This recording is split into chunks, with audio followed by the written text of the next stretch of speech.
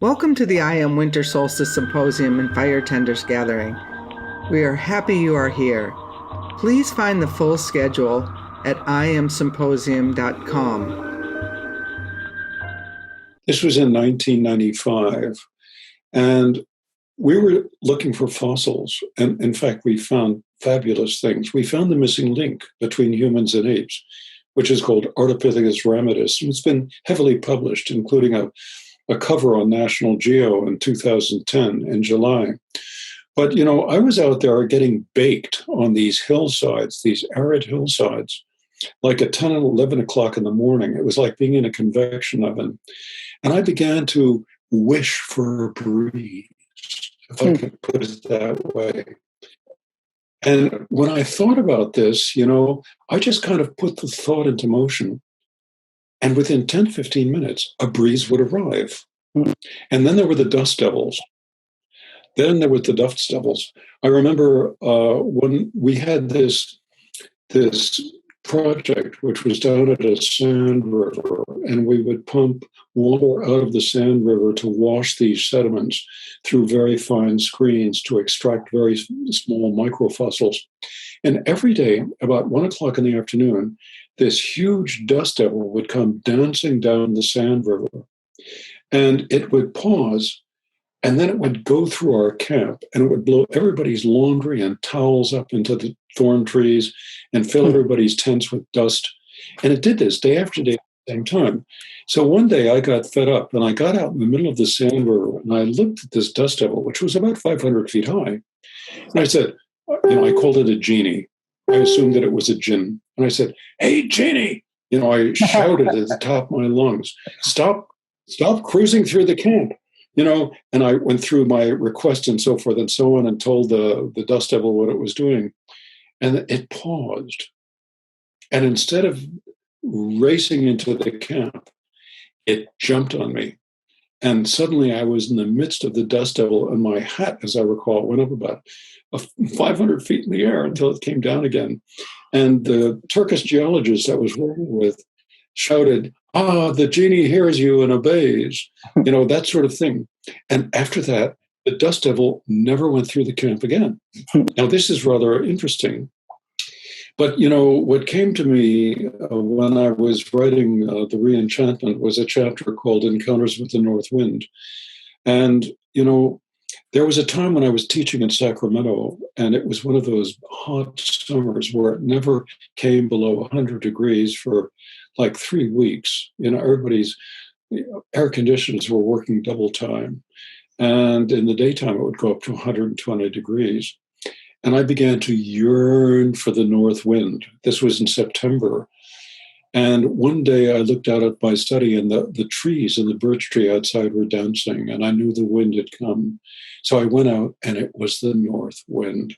And this wonderful, cool breeze was sweeping through me, sweeping through my hair, and I just stood there in the neighborhood with my arms out, my eyes closed, and just welcomed the north wind back and let it blow through my soul. And it was about 15 minutes in when I opened my eyes. And as I've written, I lived in a very conservative neighborhood at that time, and my neighbors were staring at me. They were not reassured. But that afternoon, I went to Sierra College, where I was teaching a class called Magic, Witchcraft, and Religion. And I don't know what I talked about on that afternoon, but that same afternoon, a woman came up to me after class and said she had psychic abilities. And she wondered if I knew that there were others beside the students who came to hear what I had to say. And I looked at her and I said, "Others?" And I made encouraging gestures. She said, "Yeah, usually I see them in black and white or as shadows. And I believe that they're the spirits of dead people who come to hear what you have to say." But on this particular afternoon, she told me there was this huge dark form with lights sparkling inside it like sparklers. And this huge dark form noticed that she could see it. It became very differential and assured her through emotional pulses. This wasn't happening in the King's English. It was through emotional pulses that the message came through that it wasn't there to cause any trouble. It was interested in me, and it had a message for me. It said, you must keep writing. You have more books you have to write. Now, this was like 20 years ago. And so I did. I kept writing. And she said, when I received the message, I looked at this huge dark form, and then it wasn't there anymore. It was just simply gone. But it was years later, when I was at Brighton Bush Hot Springs in Oregon, that we were going to do a transpersonal healing ritual as part of a 5-day workshop that evening. And this was in July, when it was really hot. And the wind came on this occasion, and I've come to perceive it as the healing wind. That's the way I experience it. So I have this strange connection with the winds, as you do. And I don't know how many shamanists, how many shamanic practitioners are actually engaged with the winds, but I seem to be. And it really gives people an idea of what's out there waiting for them if, they choose to follow the calling that they often get. Because, haven't you always discovered that those people who become spiritually powerful are invited? And they're usually invited by having some kind of mind-blowing experience, dream, or synchronicity. And if they're paying attention, they understand that it's an invitation to see if they're ready. At least that's my feeling. Well, many of you don't know this, but one of my first invitations was when I was listening to a lecture that Hank gave. We were at the La Quinta Hotel with the IONS conference, and the first day we did a whole sacred journey thing, which I've since used a lot because I just love that journey to see what's in your garden and see what you can change in your garden. But then the next day he was giving a lecture. He was up in front of 200-300 people. And he goes, well, let me just rattle everyone in to see that you're all here, right? Well, as soon as he started to rattle, I went to Egypt or wherever I was taken that day, and I was totally dismembered, sewn back. Stuff was taken out, sewn back shut, and my friends literally carried me from the room and poured me into bed, I would say, where I then stayed for 3 days. Did have an invitation into the garden where I was given the job, although I had no idea what the job was that I accepted. Now I know, but then I didn't. And Hank, I never even realized that this was my call to the shaman until I was sitting on the shaman's cave one day with Sandra, and she said, oh yeah, that's when you were called.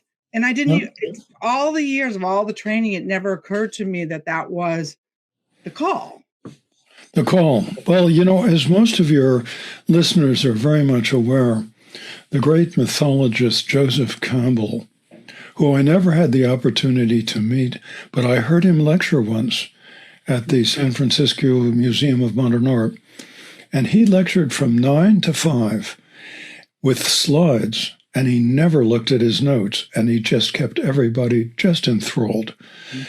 So he was the one who really revealed something very important to me when I read his book, Hero of a Thousand Faces. In the very first introductory section, he talks about the monomyth. The monomyth, the one story that all of our stories are, so to speak. And the monomyth is about the hero's journey. It's about somebody like you, somebody like me in the middle of our life, with bills to pay and, life as it is. And suddenly something happens. And the first stage of the journey is called the call to adventure, the call to join the club, the call. And it's kind of like, remember that poem by Robert Frost, of the two paths in the wood? And one, they diverged. And one was the straight and narrow, well-beaten, well-grown path, and the other was overgrown and jungly and gnarly, and it looked like there might be lions and tigers and bears out there. Now, the hero is the one who recognizes this as a kind of invitational event. Now, society gives you every reason not to do it. Society doesn't want you to be a mystic. Society wants you to pay your taxes, vote in your elections, make your car payments on time, get mortgages, go into debt. That's what society wants. But the mystic, The proto-mystic or proto-shamanist is the one who understands that the call to adventure could be life-changing, and they decide to go for it. And usually they take that other path that's all overgrown and gnarly because it looks really interesting. Now, what happens is this precipitates the shamanist or mystic awakening into the stage of initiation. And the stage of initiation is what Hale Makua, the Hawaiian Kahuna elder with whom I was in a friendship relationship over the last 8 years of his life, he used to say, there are 4 bowls that we have to drink from in each life. The first bowl is the call. And if we're in the positive polarity, we practice acceptance. If we're in the negative, rejection. Now, when you accept the call, the second bowl is the seat of initiation. It's what Makua called the school of hard knocks. And people's lives can unravel in truly spectacular ways, often in a very short period of time. This is the stage of initiation. It's almost as though the gods want to see what you're made of and how you respond to certain situations. But those situations are events that we set up for ourselves. But when you're in the school of hard knocks, do you know what the lesson is? What? How to lose gracefully. That's it. We won't mention any soon-to-be extant crisis of leadership on rolling wheels or whatever. But, the fact is how to lose gracefully. It's about getting knocked down and getting up again, getting knocked down and getting up again. The spirits take this very well. They hold on to this kind of stuff. Well, the third bowl is where we're going to get smart. That's where we achieve the goal of the quest, whatever the quest is. And usually it happens in response to the discovery that we have supernatural friends. That usually brings us to the end of the stage of initiation, but sometimes it's the beginning of the next stage. There's no way of knowing. But, we're going to get smart, and that means that we achieve the goal of the quest, whatever that quest was. And then finally, the fourth bowl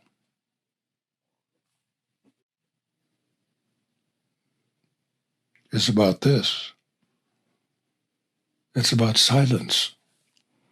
We have to maintain silence so that we will not deprive others of the power that they have access to when they make the discovery for themselves. It's one thing to hear for people like you and I talking about stuff, but, on the other hand, it's very inspirational and it encourages people to awaken their own inner mystic or to develop or grow mystically. This is what it's all about, I think, in the end. I think, as we travel across time, growing, increasing, and becoming more in response to each life as we live it, what it's really all about is the refinement of character. The refinement of character. Each one of us has an immortal core of character that we've been developing over countless lifetimes. And we either to contribute in that to that core in this life or not. It's all about choice, isn't it? And this has to do with the egoic mental soul. That's why the last thing you want to do is get rid of your ego. But you have to downshift into your physical body soul. And that isn't getting rid of your ego, it's just stepping in to the third member of your soul complex. This is something we talk about in workshops and in books and so forth and so on. One of the strange things that I discovered along the way, as I was living in Africa, living with traditional people, sometimes for years at a time, one thing I discovered is that virtually everybody understands that we have not one, but 3 distinct souls. And, the Hawaiians understood we have three souls. The Inuits were hunters, three souls. The Cherokee, the Lakota, three souls. The Shuar in the Amazon, three souls. The Vodou people of Haiti, three souls.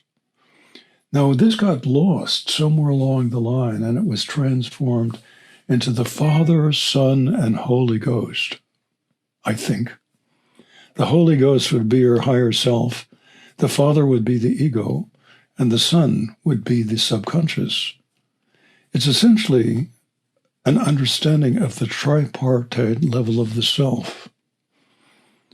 This is something that people don't know very much about in the shamanic tradition, but I've been trying to get it out there. That's our job. But, the fire is also a wonderful symbol for this time of year because, when you burn a piece of wood, there's fire.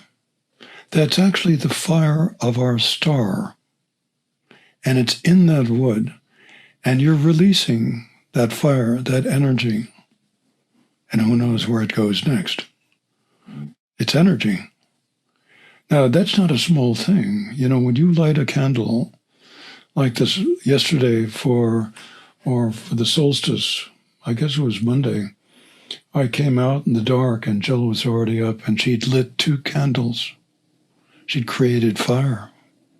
First thing she did on the solstice because the light is now returning.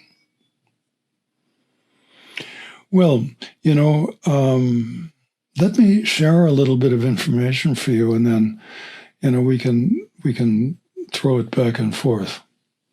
Over the years that we've been doing the elemental spirit work, we've discovered that fire is the original element that was present at the beginning and the state to which everything eventually returns.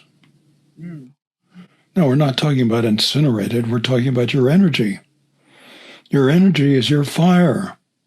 Okay, all your little mitochondria are busily converting ATP to ADP, and the energy that you use is coming from that interaction. Mitochondria, and we're not going to go there.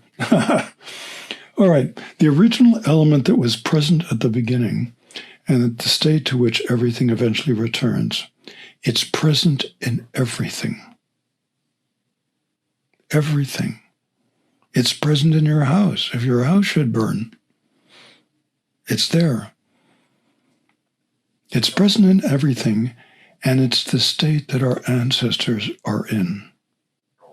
That doesn't mean your ancestors are on fire. That means they're merged with their light, their energy, which can maintain a kind of mosaic, collective pattern in response to the lives that you live life after life. It's a nice thought, Mm-hmm. Anyway, fire opens the doorway to the levels of the spirit world. I'm talking about energy now. I'm talking about light. And it allows us to communicate with the past, the present, and the future. For those of you interested in time traveling. Now, fire is also about passion. It's about passion. When you're in an impassioned state with a partner or a horse or, whatever you're impassioned with, you are in a very special state in which your energy, your fire, is flaring. It's flaring. Now, it's not burning you up from the inside, but sometimes it does, You remember all the songs about this back in the 50s. Now, Fire Clan people, I've discovered over the years, and others like Malidoma have discovered this as well, that in the positive polarity, Fire Clan people tend to be restless, emotional, and strong dreamers. They tend to be restless, emotional, and strong dreamers. Fire people live on the edge between humans and their ancestors, and they can go back and forth between the two worlds. So shamans fit nicely into this category because shamanists live in two worlds: the world of things seen and the world of things hidden. And of course, the indigenous people draw no distinction between them. But the shamanist is the one who explores and investigates the worlds of things hidden, and it's done in a goal-oriented sense. Now, fire people, their task in the positive polarity is to keep the community and the culture aware of its vital relationship to the other world. Fire is a gateway.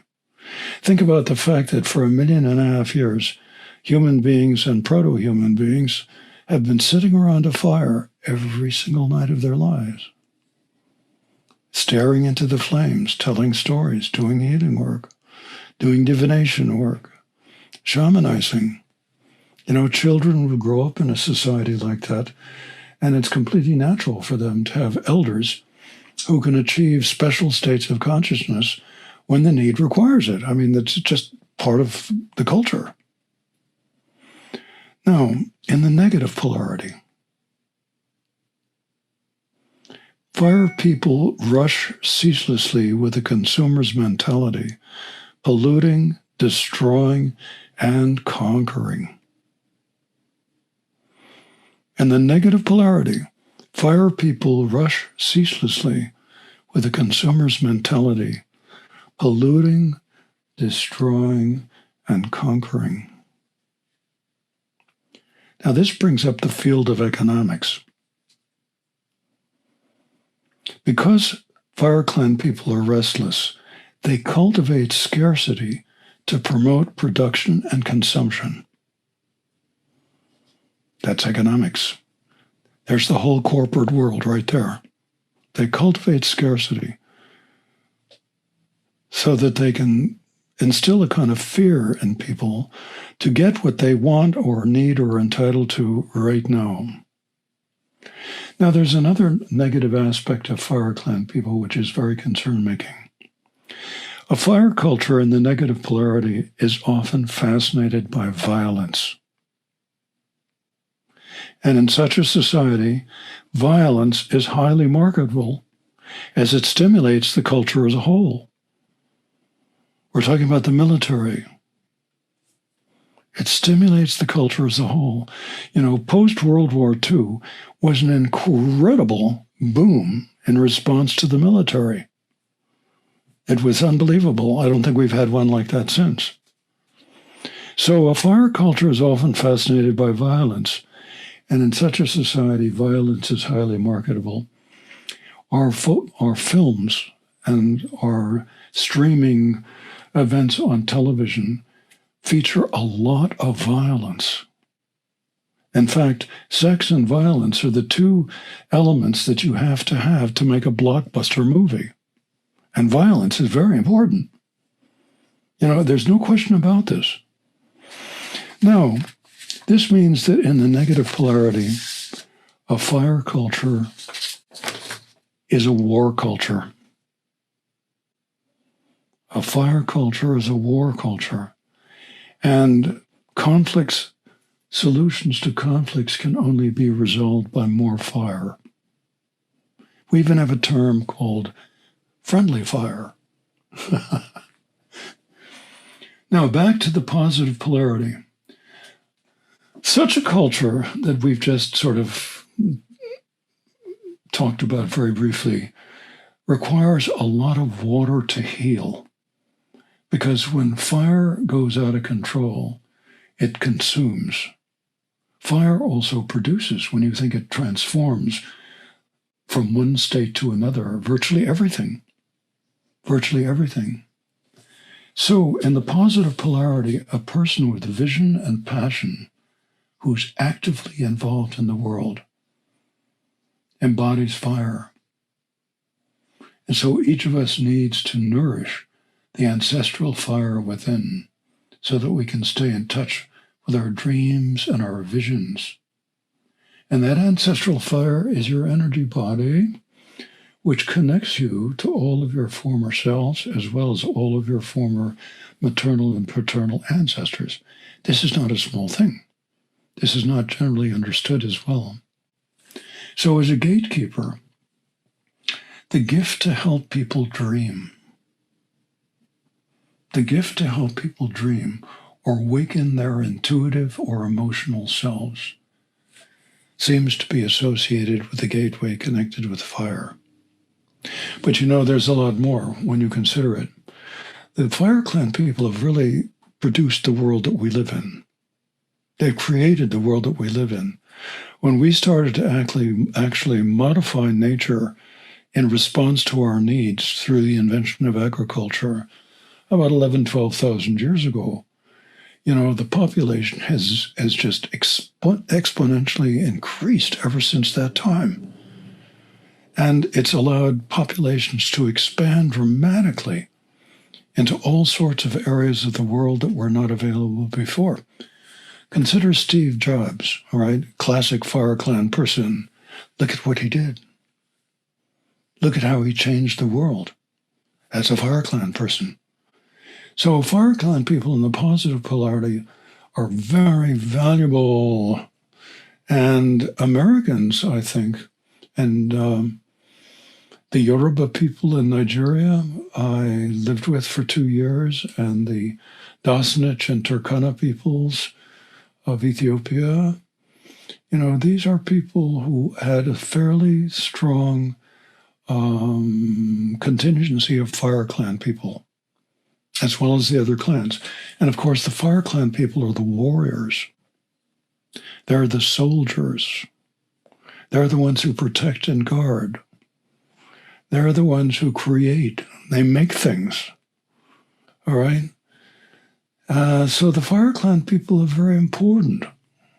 Very important. You know, you might sort of zero in on the negative and think about all the violence. This is all about choice, I think. And we are now at a place in our soul's evolution on Earth where we have the opportunity to step up and into the next cycle of ages. The Hawaiian elder Makua used to say that the last cycle of ages, which lasted for 26,000 years, it started in the Stone Age, was all about separation. And the first was the separation of humans from nature. Big mistake. Big mistake. And then the manipulation of nature. So, 26,000 years, it was all about separation. So I remember we asked him, well, what about the cycle that's coming up, the next cycle of ages? He said, the time of separation is over. This is about connection. But we have to choose it. We have to choose to step up and create a world in which everything is connected to everything else. Steve Jobs helped a lot, don't you think? Yeah? And the work that we do as shamanists, of course, we're actually using the dream field as a method of getting around from place to place, of communication, of doing healing work. This is not a small thing because we're the dreamers. So Fire Clan people and shamans, I think a lot of shamans tend to be Fire Clan people. But remember, we embody them all. Nobody can be just one without the presence of the others. So this is a little Fire Clan work this morning, and it's a very good thing to do. I went to the crater, to the volcano crater, in my visioning, and I have a relationship with Pele, as most of you know. I'm not claiming anything here, but I have written about it in my Spiritwalker trilogy. She's in every single book. She is in every single book because those books are really about how I was enchanted here on the island. And I live on an island with a massive active volcano right in the middle of it. We're only 20 miles from the summit, but it's all uphill. So, you know, this island is alive.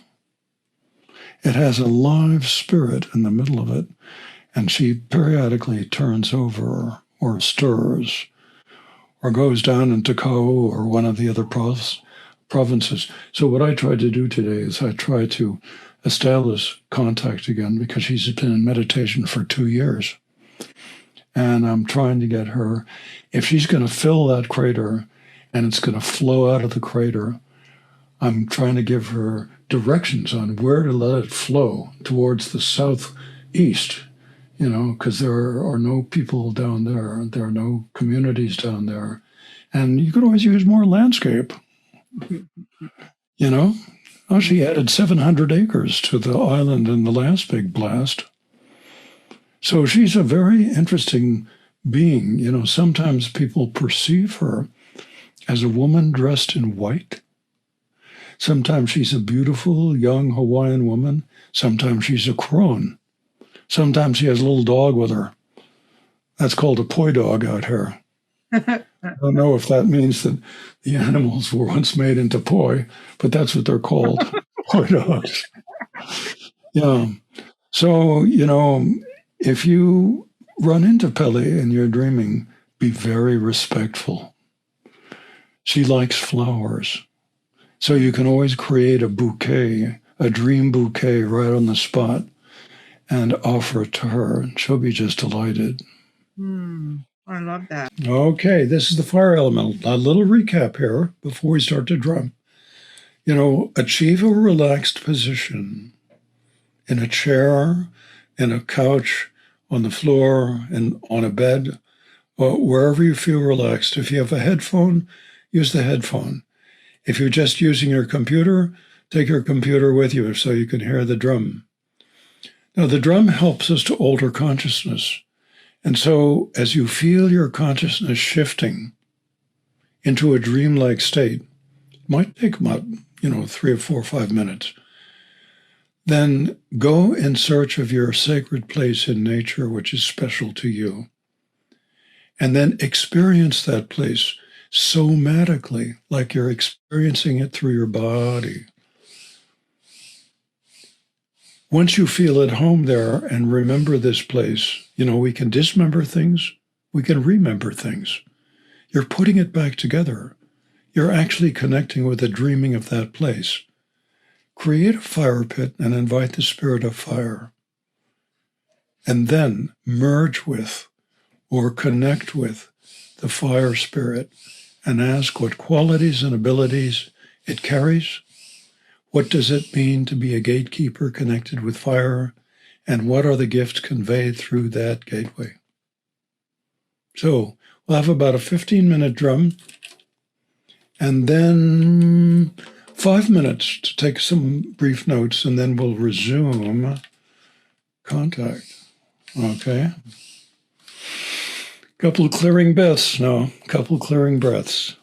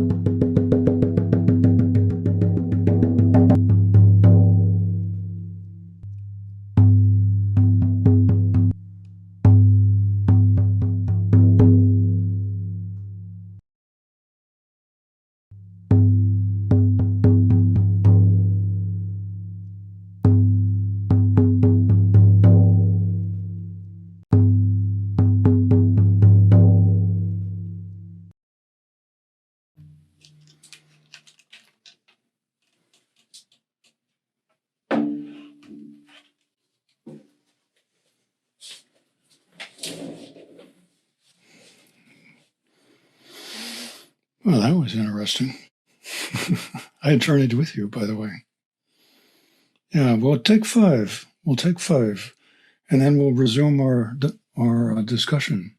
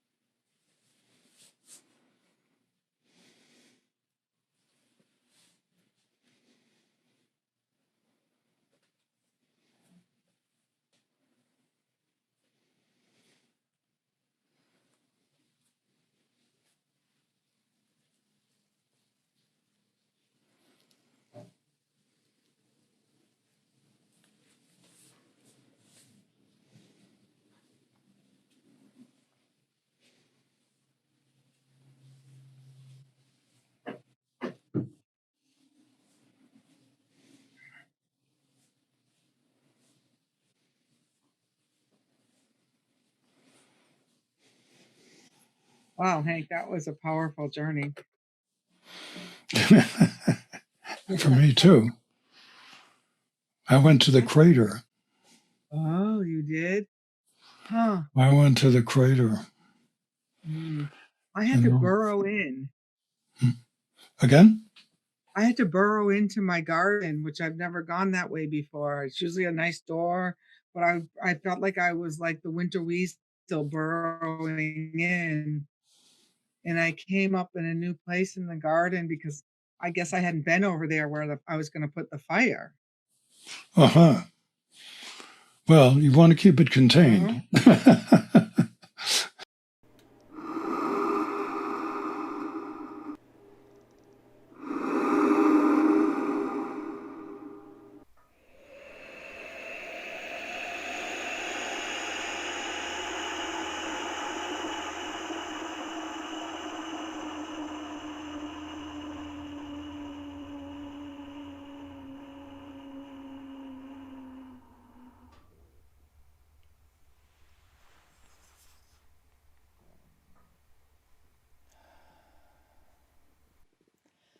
Welcome to the 10th annual IAM Winter Solstice Symposium and Fire Tenders Gathering.